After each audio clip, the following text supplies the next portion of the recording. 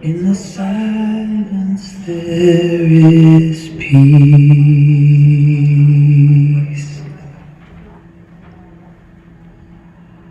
In the silence there is unspoken joy.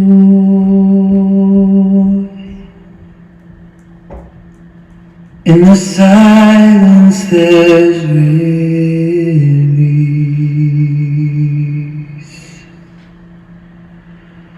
from a world full of chaos and noise.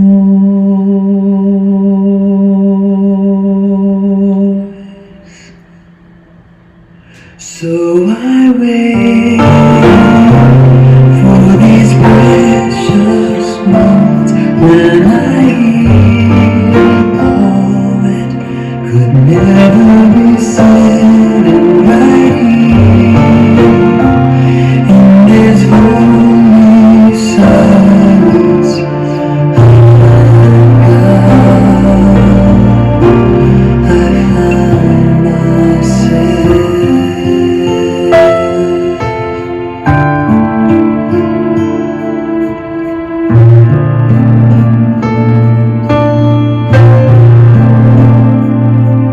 In the silence there is peace. In the silence there is unspoken joy. In the silence there's release from a world full of chaos and noise. So I wait for these precious moments when I hear all that could never be said and right here in this holy silence I find God, I find myself.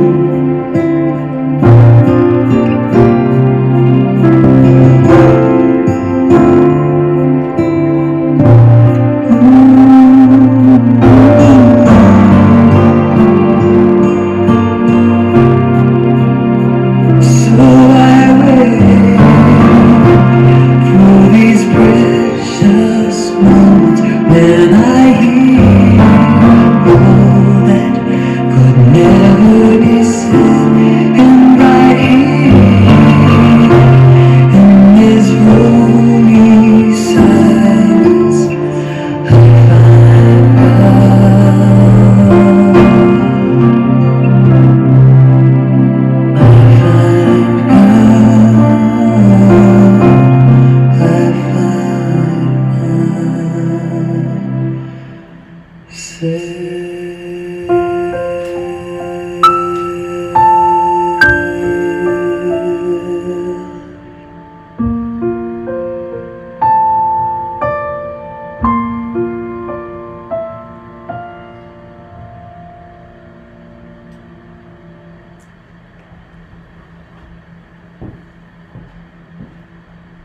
Good morning.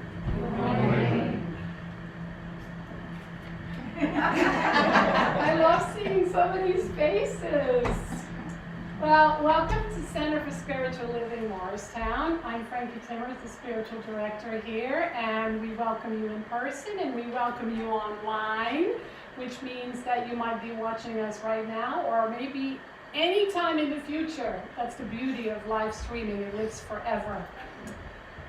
So we are continuing to explore the theme of living out loud, and those of you that have this little journal, you're following. We have a few left, so a little journal where you can follow every week, and we have today says the world is an oyster, but I like to change the title, but I will be talking about oysters. Not in that way. And the theme for this month is curiosity as a superpower, which is a very powerful idea. And so today I'm talking about curiosity as a spiritual practice.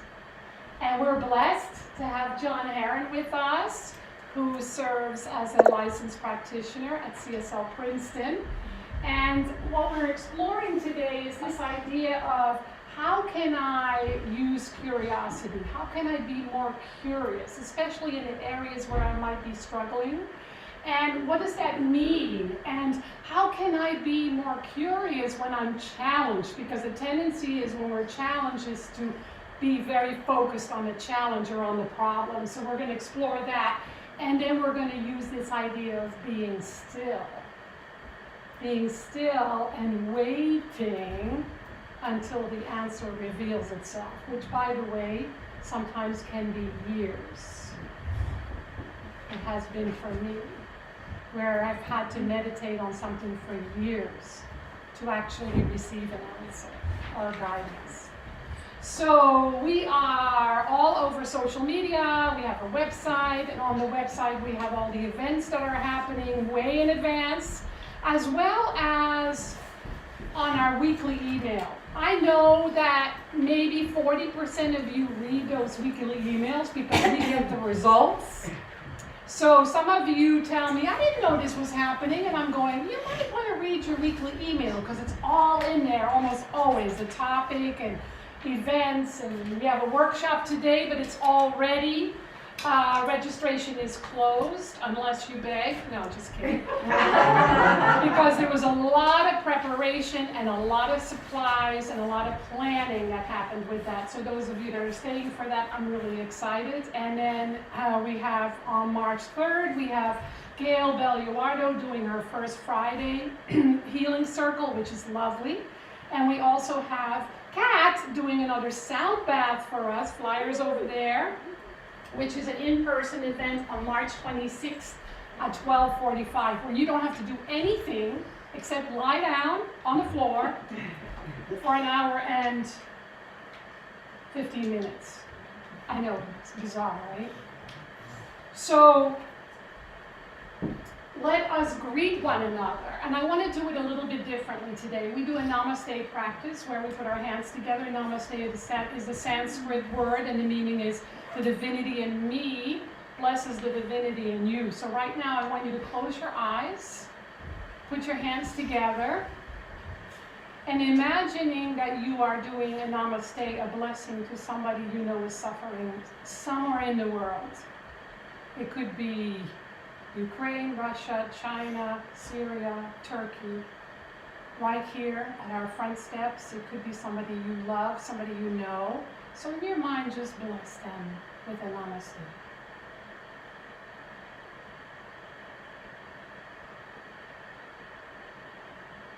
And now open your eyes and bless somebody in the room or somebody's namaste.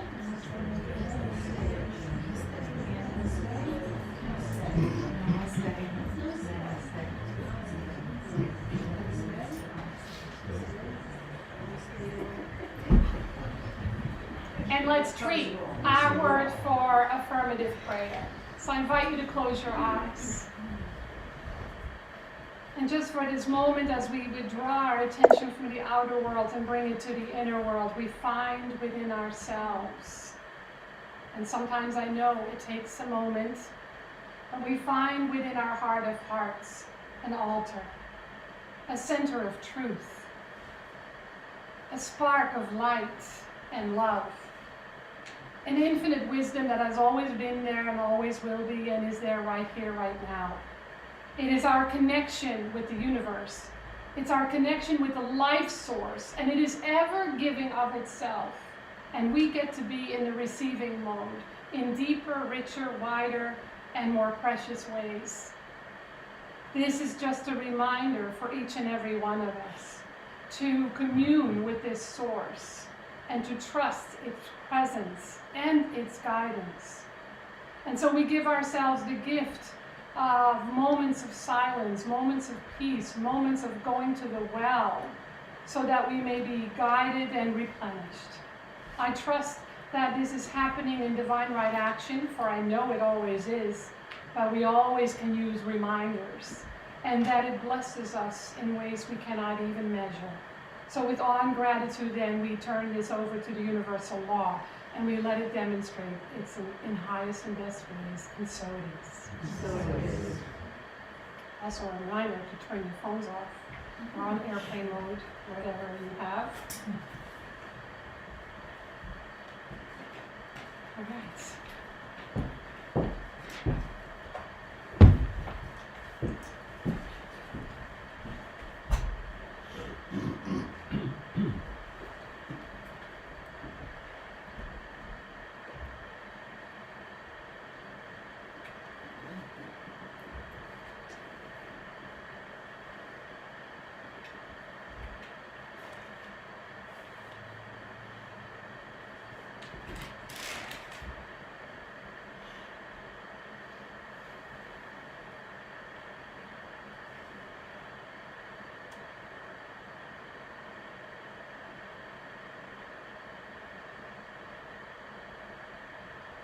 I want you to take a moment and notice what you noticed.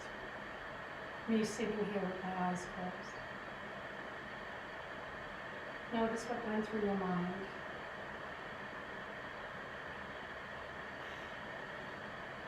Notice if you were distracted and in what way.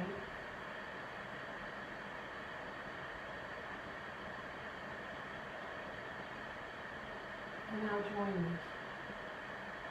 Close your eyes. Empty your mind. And just be in the presence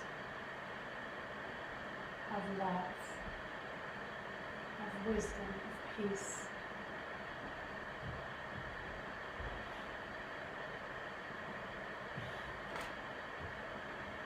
And notice what you notice without any judgment.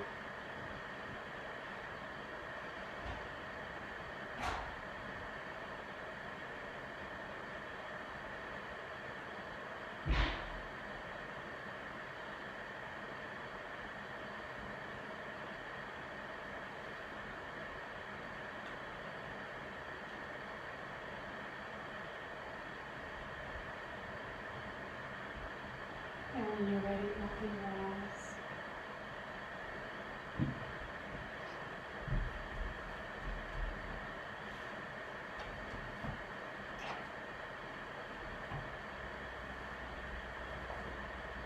There's a wonderful card that is right next to my meditation cushion that's probably 20 years old. And it's a quote by Sandra Mold, who was a 1025, founder of the Camaldoli Benedictine Monastery in Italy. And it says, empty yourself and sit, waiting content with the grace of God. Empty yourself and sit, waiting, content with the grace of God. That's what meditation is like for me. And it's kind of like taking the time to be curious in a different way, right? It's just noticing what you notice. Noticing what you noticed when I was just sitting on a stool, saying nothing with my eyes closed. I heard some ritzeling and fritzeling with paper and with bags and stuff and coats, but I also heard the room get very quiet. So there's probably anywhere in between what the hell is going on and silence, right? And so being curious, using curiosity as a spiritual practice in a different way. Today, I'm talking about noticing what you notice. Notice what it feels like to be in a space of silence. Notice what you notice to have your body be still. Notice what you notice when there is no noise or when there's nothing to do. I have a few acquaintances that say if there's nothing to do, I go crazy. I can't take it. I have to be doing something. I have to move something. I know what that's like because as a child, I was so antsy-pantsy that I was literally punished for not shutting up and not sitting still in school. And now it is something that I am hungry for. I can't wait in the morning to sit on my meditation cushion and be still and be quiet. Of course, we cannot turn off our mind because its job is to think, but we can train it to be more spacious so that we can hear and we can tune into a different voice. Some call it the voice of spirit, the voice of the heart. And so what you may have noticed is how easy it is for you to get distracted by people coming in, by noises you might hear, by noises somebody's making next to you. Oh, I gotta go get milk later. Let me not forget the milk. I should write it down because if I don't write it down, I'm gonna forget it. Or some people just say, I can't meditate. That's a really great excuse because it isn't true. Everybody can meditate. We just have to find a way that works for us. And so today we live in a world where people are so distracted, so distressed, and so disturbed, whether they're conscious of it or not. You know, because it's your feelings, how you feel and what's happening in your life tells you.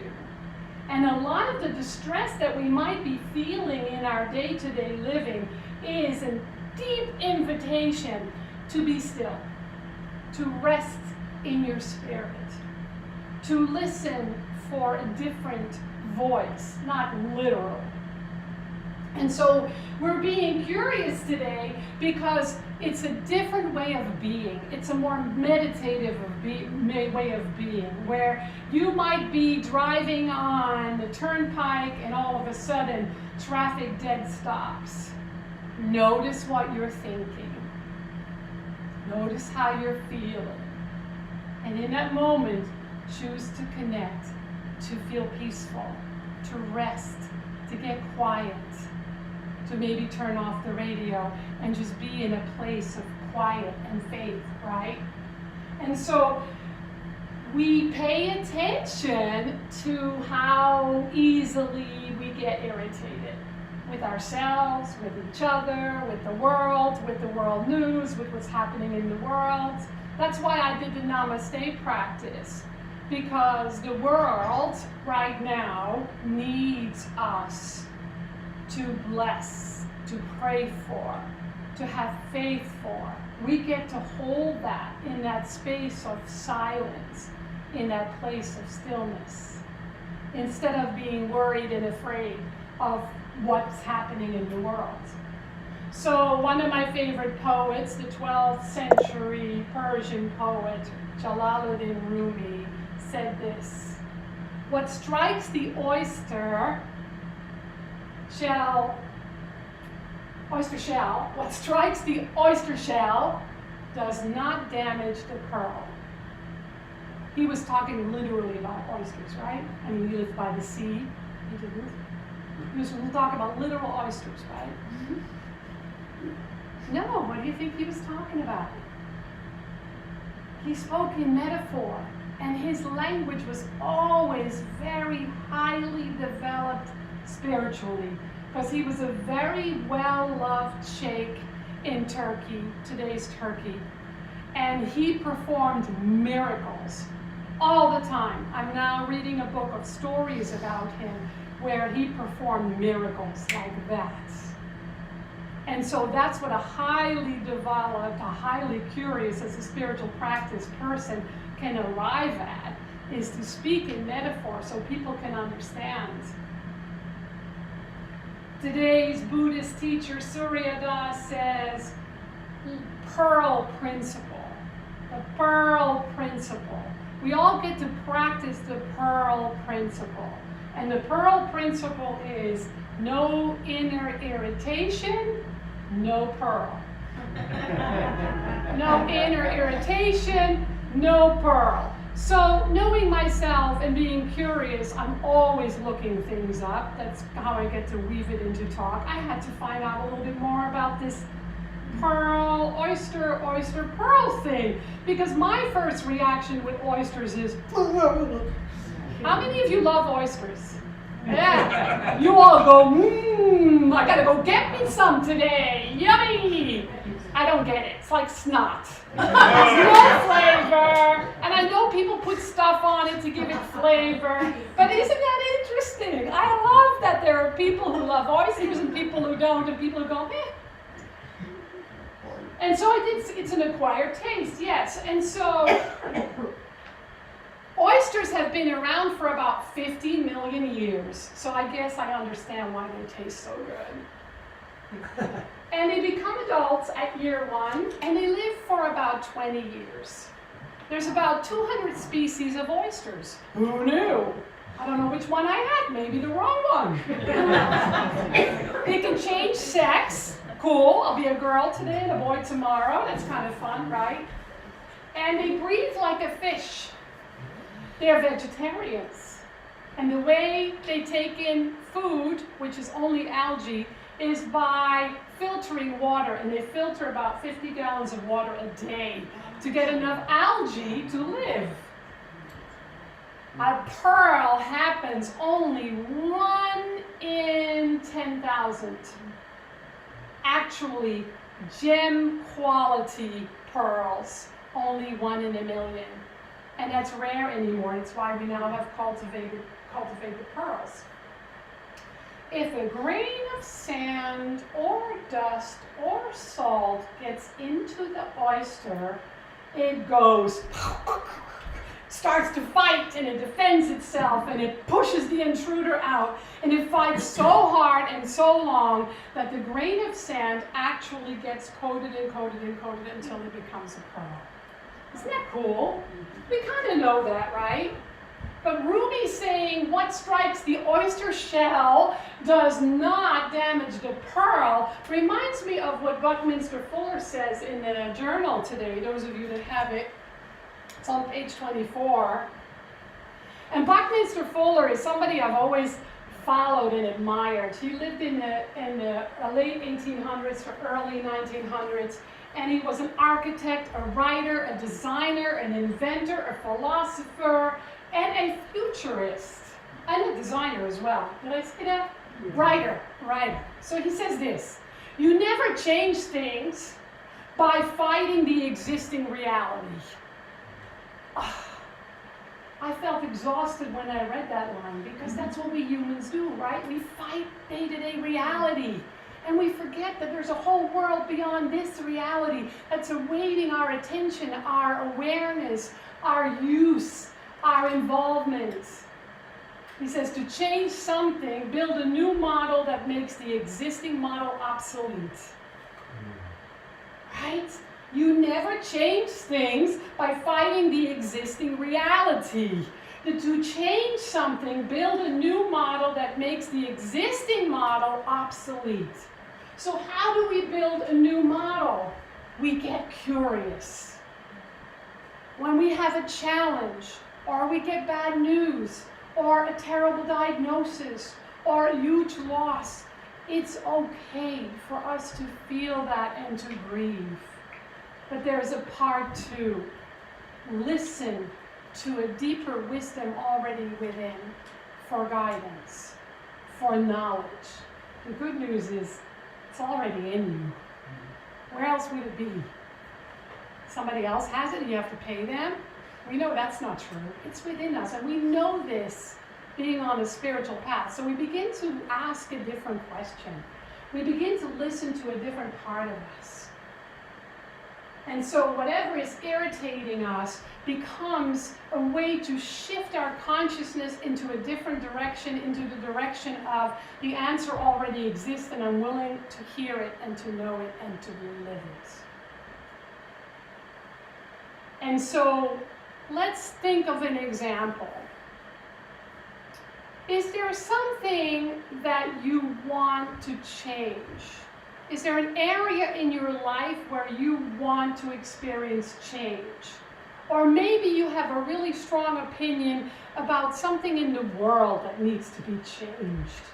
So either in you, around you, or in the world beyond. Is there something that you say, I want this to change? Just shout it out. Global warming. You want global warming to change. Politics to change. Poverty to change. Obsessive focusing. Obsessive focusing to change. Against this, otherness. So I want you to hear that inside yourself, whether you've said it out loud or not. Because we all have a list, even if there's only one thing on that list, something that we want to change. The thing that happens with most people is they want change, but they don't want to change. In order to want change, you have to be the instrument of change. So if it is global warming, I can ask, what is mine to do?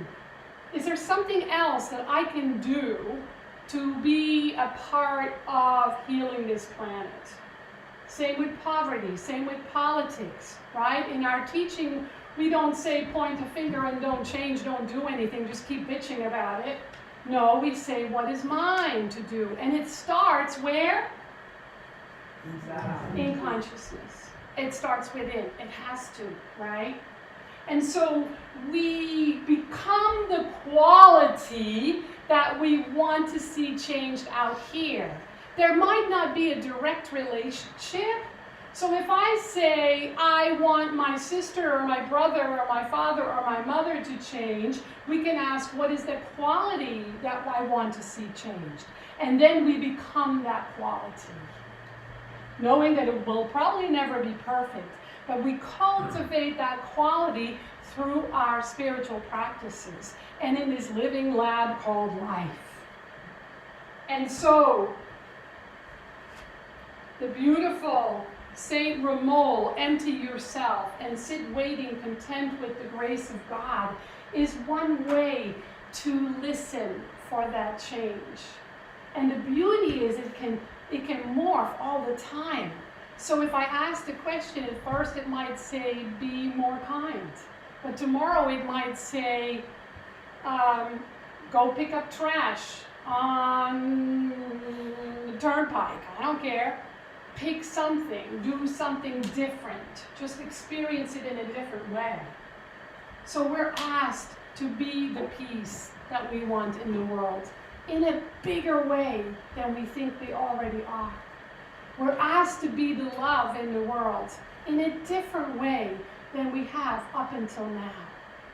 We're asked to bring more harmony close, in our close circle, and then lend that quality to the world in the way that we are called to do so. And that requires that we sit and listen and breathe and become a little more peaceful and become a little more quiet. I'm finding that teaching meditation in jail, I'm finding that the ones that practice are changing. The ones that don't practice, they have the same complaint, which usually is distractions by their case, by the environment, by the noises in the room or outside the room, right? And so the invitation is constantly use those irritants to polish your pearl. And so we must become more conscious. We must become more deliberate. We must become more present and more committed to being the spiritual beings that we are in the world. The world needs us. The world needs us. The world needs you. The world needs your peace, your healing journey, your faith, your joy, your light, your wisdom, your money, your service. And we get to give that away freely. So I love what Psalm 46:10 says. Be still and know. Yeah, we don't go around saying, I'm God. No, because that's how you get locked up, by the way. But we can act like it, right? We can act and we can be more godlike, all of us. So being still and knowing I am God is being still and listening long enough to know it, to feel it, to see it, to connect with it, to act from it.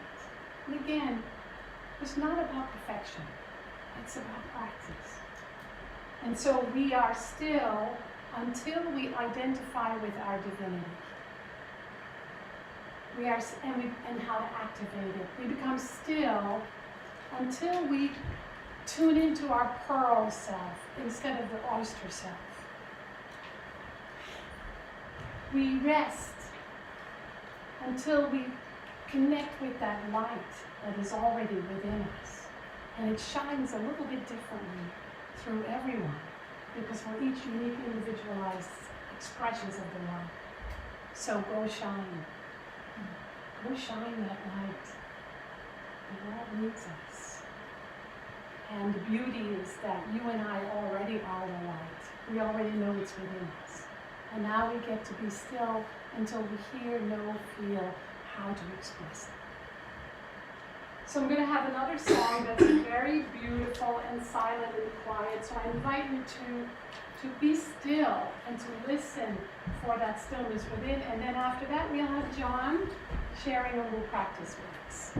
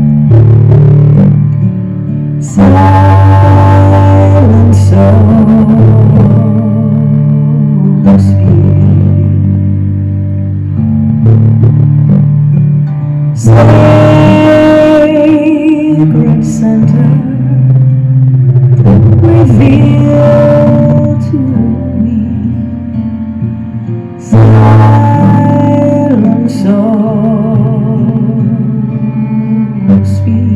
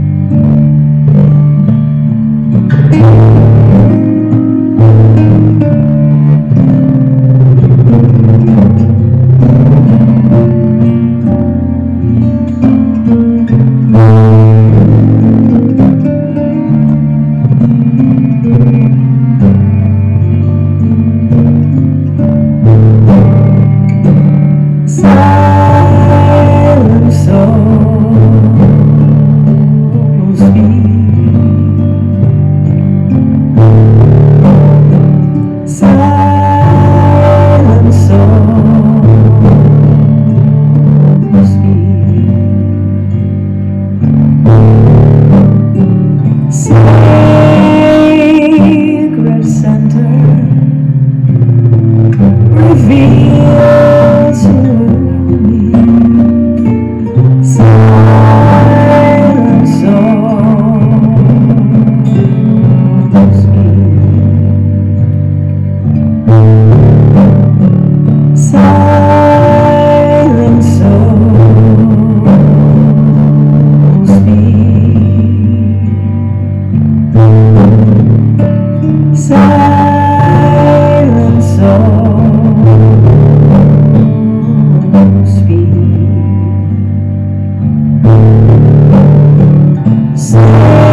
Sacred center, reveal to me. Silent soul speak. Sacred center, reveal to me. Silent soul speak.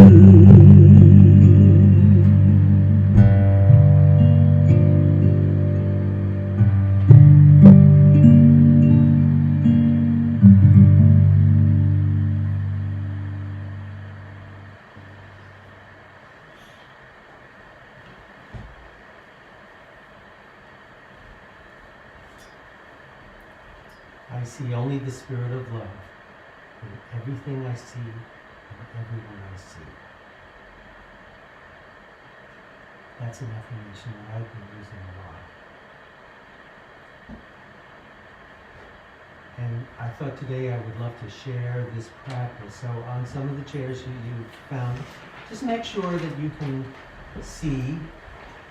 So your first assignment is if the person next to you doesn't have one or down the road doesn't have one, just pass. You can share. For instance, and you've got one, okay.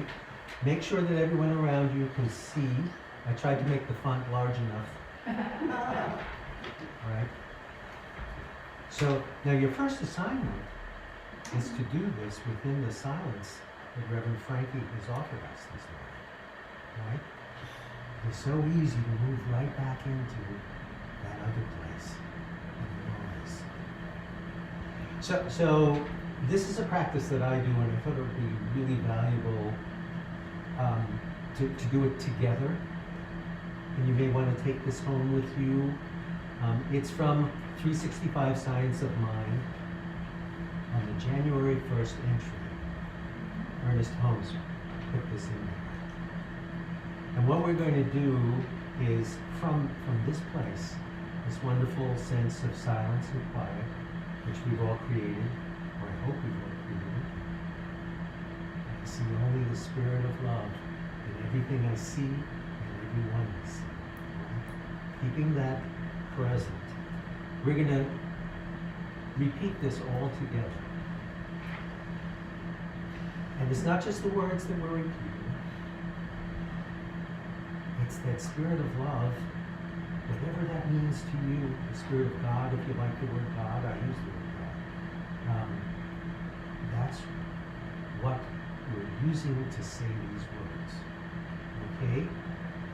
So say it with me, and as we say it, we're going to say each, I made separations between each little section, right? You finish one section, you stop and take a deep breath. And just know that in each little section, there's a word or a thought that is waiting for you to listen to it. Look for that, right? This is the practice, one of the many practices one can do to really start learning. What we see as a problem it's not always our job to fix it. Spirit is there to give us that, and it's present always, at every moment, just waiting for us to listen. So here's the practice of listening. So everyone together, start saying this. I believe that the divine intelligence, which is the mind of God, is guiding, guarding, and directing my thoughts and actions. Take a nice deep breath. Just look at that statement. Is there something in there that calls to you? And if not, maybe that's what's calling to you. It's not there.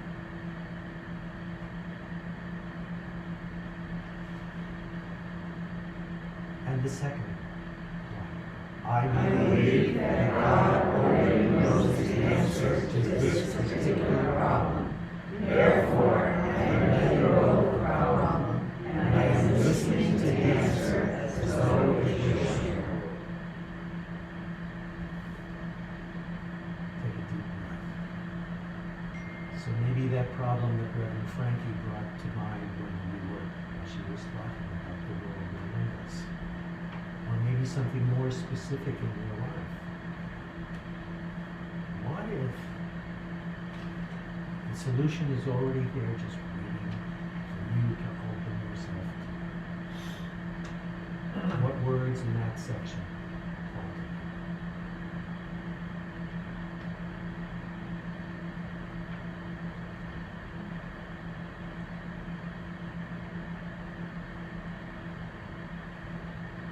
Section. The answer to this problem exists in the mind of God and is revealed to my mind now. Deep breath.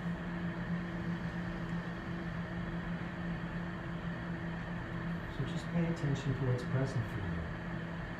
That phrase, it is revealed to my mind now. Did you say that just as words? Or was there something deeper there for you? And what if this was true? But the answer is just waiting for you to listen.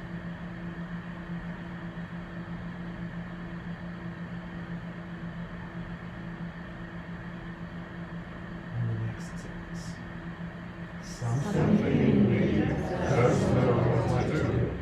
I joyfully accept its guidance. Deep breath.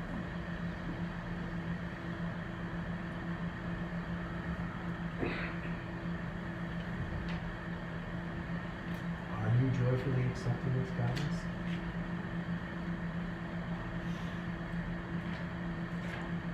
And right now, if you're not, do you want to? Maybe it's just as simple as letting go of whatever you're holding in your mind that says, I'm not joyfully accepting this.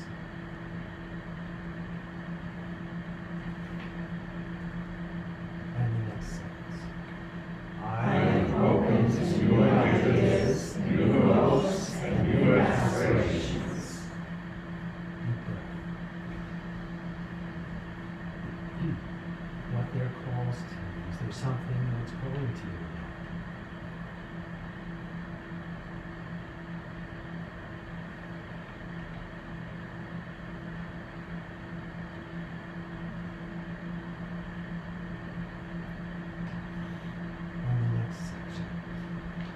This which so recently seemed a problem no longer exists, for the mind of God, which knows the answer, is quietly flowing through my thought and feeling. Deep breath. What calls to you?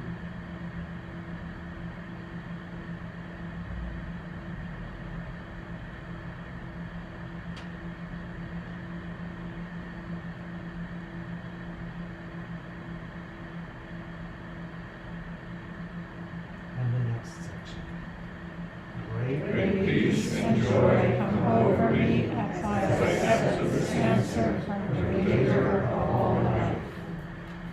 Deep breath.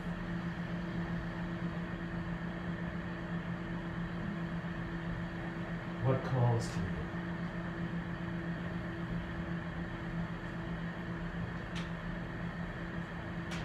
Great peace and joy come over me as I accept this answer from the giver of all life. Can you imagine? And maybe you will already do it. Can you imagine if you went out in the world and that is your main way of communicating with the world? Great peace and joy come over me as I accept the answer. Right? I find sometimes when I listen, I'm not really accepting it, in a closed space. Can you imagine what your life would be if you found this open space? And as Reverend Frankie said, live in the world with curiosity. What I think of it is, life is not an exclamation point, it's a question. And so right now, the quiet that you've created, whatever you're experiencing each one of you, remember what this feels like. Your body, your mind, whatever in your being. And I'm offering you a challenge, a loving challenge. The next time the world goes, right? And that can be so many things, each one of us, it's different. Remember what this feels like. Remember this thought. Remember that great peace and joy come over me, over you, when you accept the answer. The answer's always there. So there are a lot of different practices of this sort of thing, and my experience is the more I do it, when I get caught up in my life, this comes into my mind again, great peace and joy from the acceptance. Build up that consciousness, and we open up to the great pearl that's inside. So, thank you very much.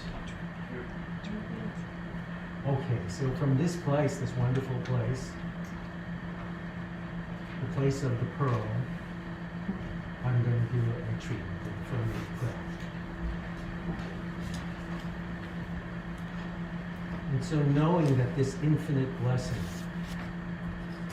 is fully present in all places at all times, this word is for each one participating, listening, right here, right now, either digitally or physically present here, and anyone who wishes that they will participate. I offer this word. This infinite blessing, this constantly present,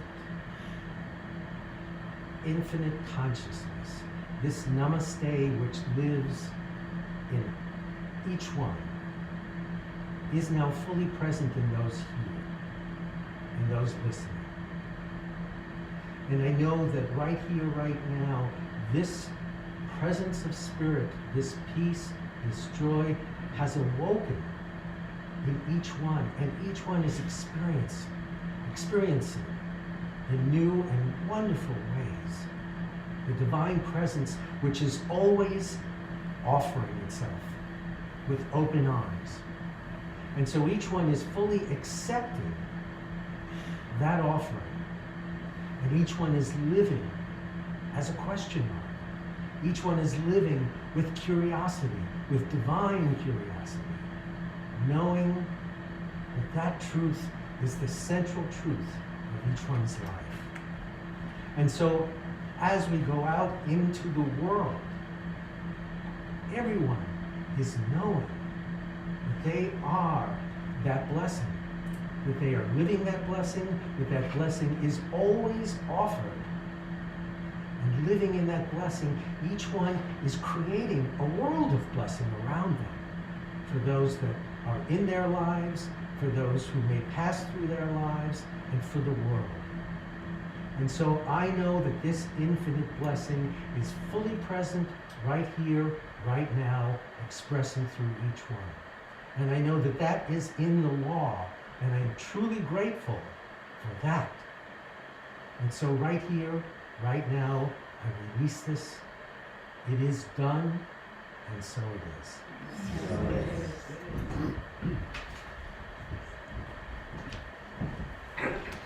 Thank you, John. So great. We have extra copies for those that didn't get one, and you were sharing with someone if you want to take it home, so let us know.